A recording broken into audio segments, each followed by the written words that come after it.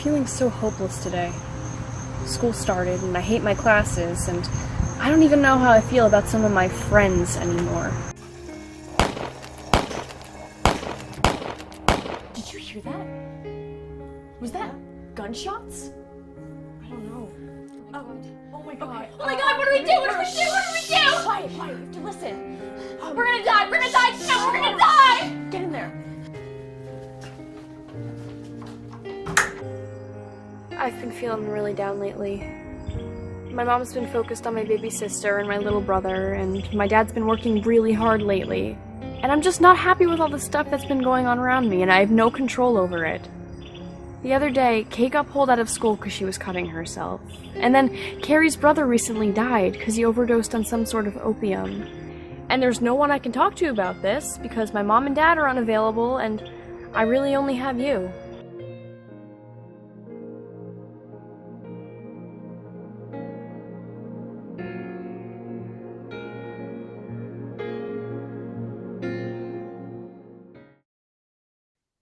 Welcome.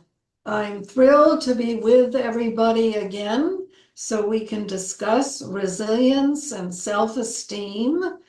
And I'm very excited to say that today I have an unbelievably talented guest who has just gone wild with book writing and committees and being in charge of stuff and climbing mountains. And so without further ado, I want to introduce you to Jeff Rasley. And Jeff, I want you to actually tell the public a little about yourself because it's so extensive. I think you would know better than I what you would like the audience to know. Well, thank you, Barbara. It's great to be with you.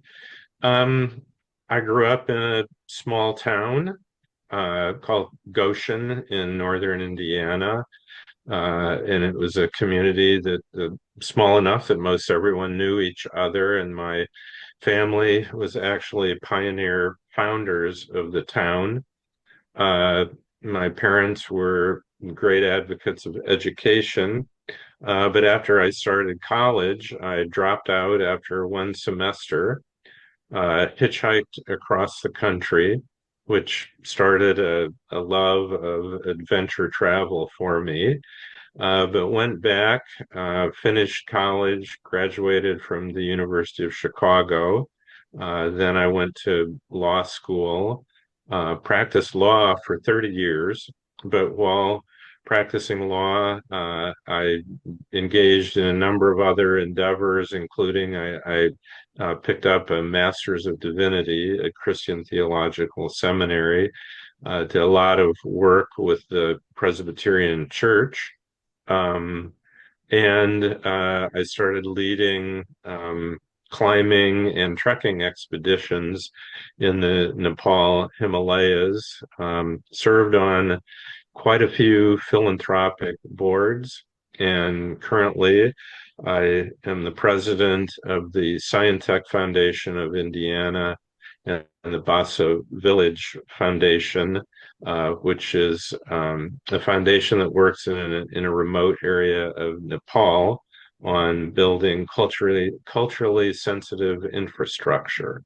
So hope that's enough. That's enough for now. We'll leave out some of the mystery stories and all sorts of other things you've delved into.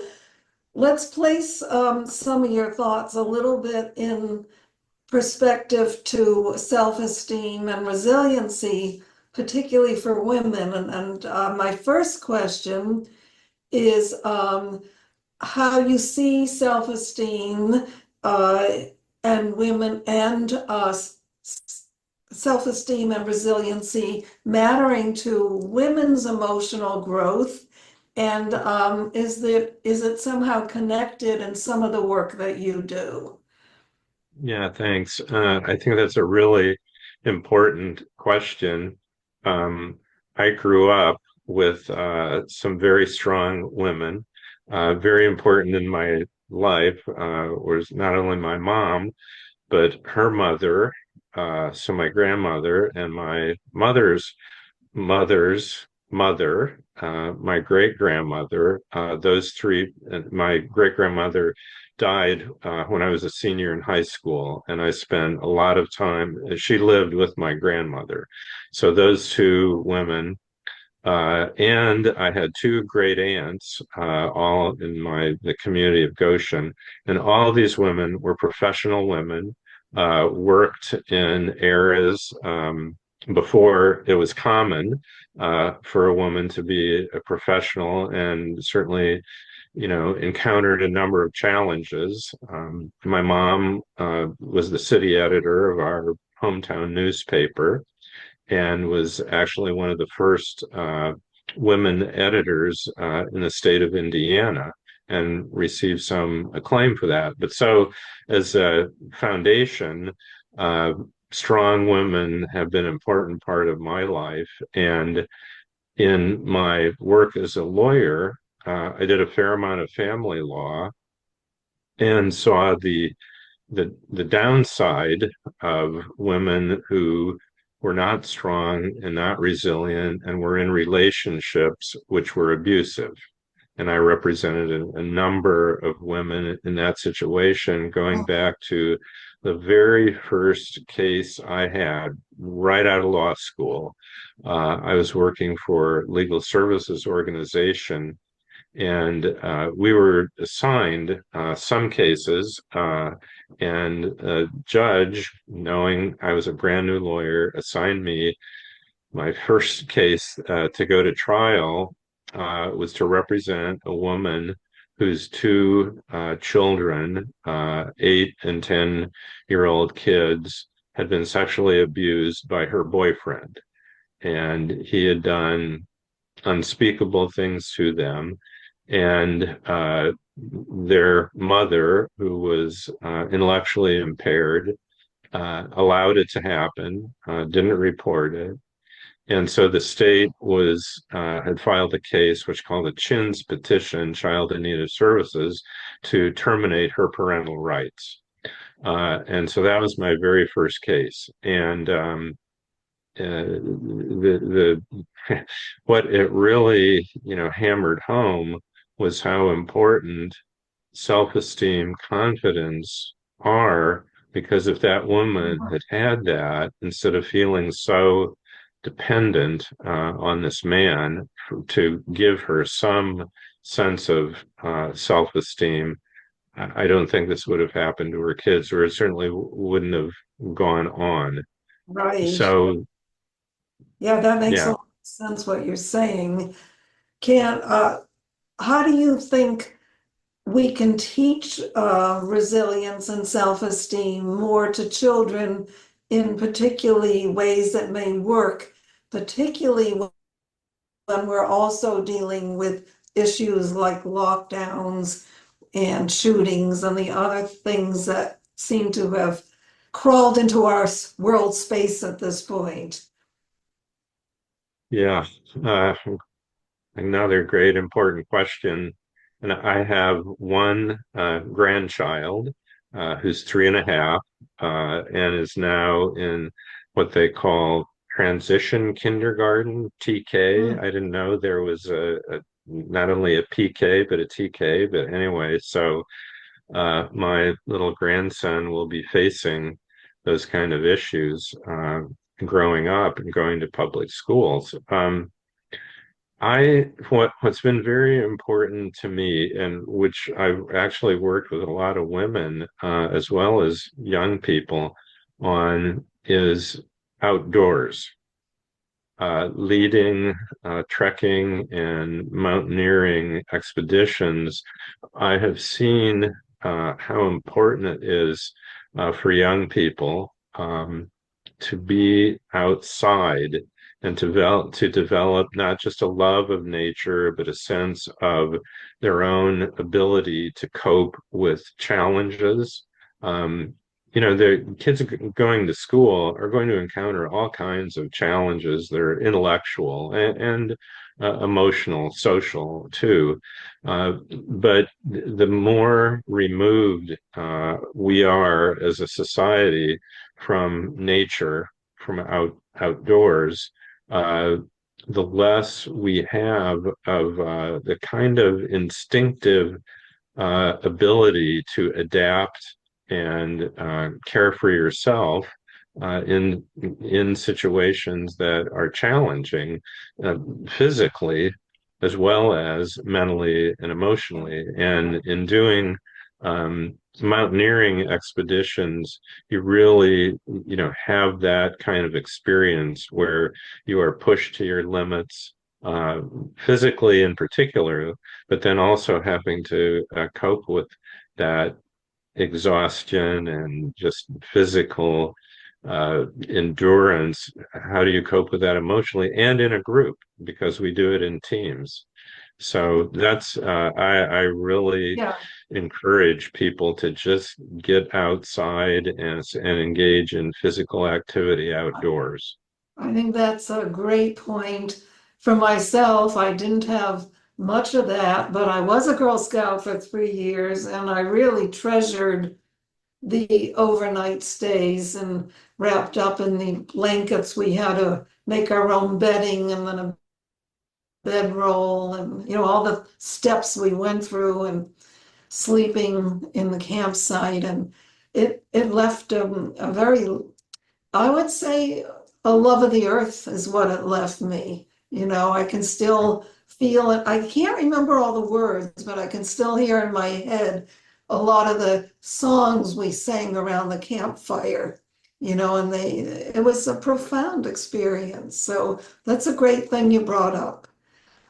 Yeah, What I are just want to interject if I can. That's wonderful because my mom had that same experience and she taught those songs to my brother and me when we were little kids, and we yes, just loved yeah, we loved to hear her sing those. yeah, yeah, yeah. That's great. My husband and children always told me to stop singing, so it's That's what really that's my wife's response. She said, "No, enough, right. no So more." somehow, but I do it in private. So what are some more healthy coping strategies that you think might help manage some of the anxiety and uncertainty and taking it to women and the types of camping and whatever you do? Are there things about your trips that perhaps lower anxiety?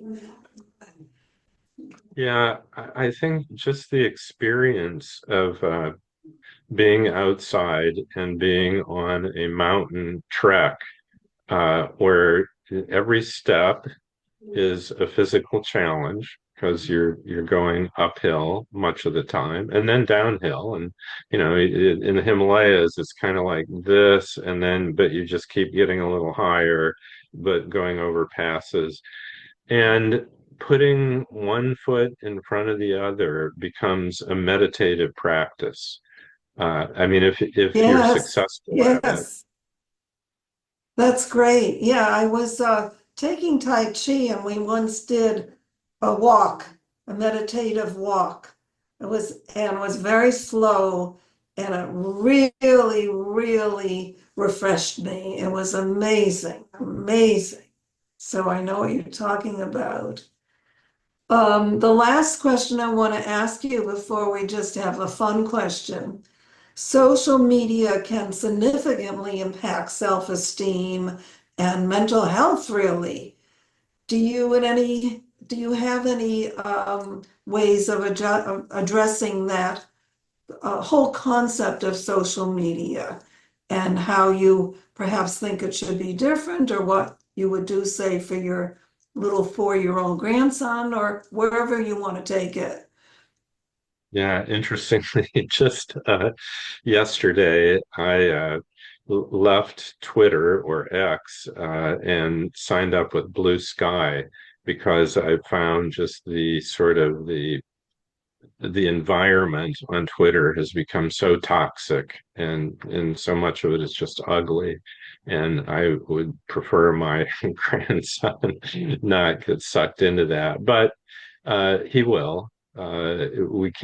We'd love to just say for our kids and grandkids, just don't do it. Instead of the Nike, just do it, just don't do it. But they will. And a program that I think is a really wonderful one that our Scientech Foundation of Indiana, which I mentioned I'm the president of, supports uh, are camps run by Girls Inc. And this is focused on girls, but has really application to boys too. And what they teach at the camp and a program called Eureka is it's a STEM-oriented program where the girls focus on learning science, technology, engineering, and medicine um, information and skills. And these are mostly middle school age girls.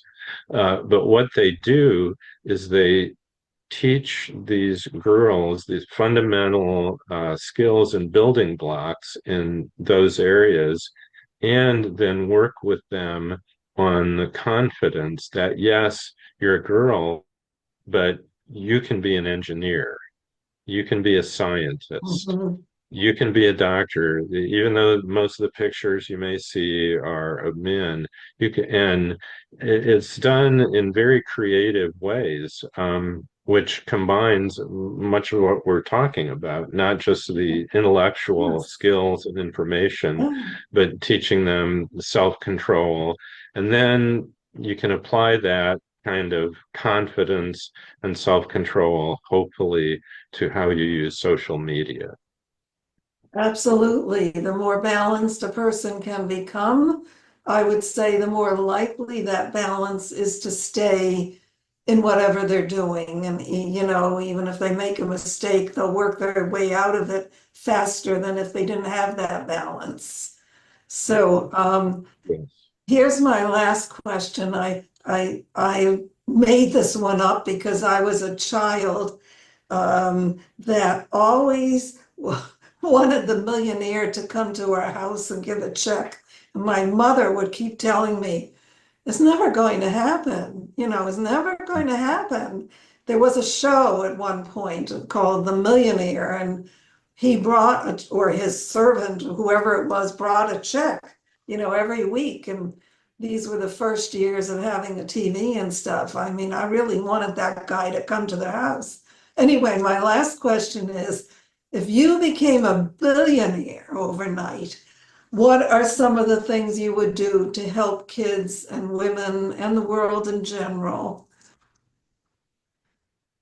Yeah, and now we have to say billionaire because a millionaire just isn't Right, enough anymore, is right, it? right. And I was fortunate enough to be successful enough in law and business that by the time I was 40, I was actually a millionaire. And what I have wanted to do as I have become more wealthy than I ever expected to, I mean, it was almost a shock to me that it worked out that way, is to give back and to give away. And I, served on many boards and offices for philanthropic organizations. I taught a course in philanthropy at two different universities here in Indianapolis. And if I had $1 billion, I would just do more of it.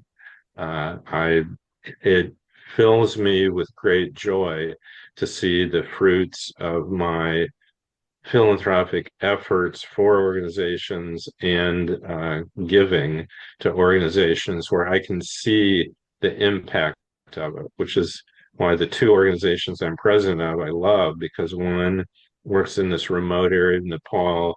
And we work with an area that had no running water, no electricity, no road, no medical clinic. And now all of those, kind of modern, just basic infrastructural needs have been fulfilled. And I can see how it's impacted that particular community. And then with the Scientech Foundation, it's focused completely on central Indiana, and we fund programs that are not funded by the public schools or the private schools that do summer STEM camps and that sort of thing. And so because it's right here, I can go and I can see it working. And so that's what I do. I would So just you do it give all, more. yes. That's wonderful, and I just feel a sort of wonderful feeling talking to you because you've been able to make such a rich life for yourself, and I'm sure your immediate family, but also for the outer world, and that's a great achievement. And I'm very glad we were able to talk. Maybe we'll stay in touch. And Jeff, you were great. You were more than we expected, and you gave more than I hoped for. And thank you so much for being on our resiliency show. Thank you, Barbara. It's been wonderful talking to you, and please let's do stay in touch. Okay, good night for now.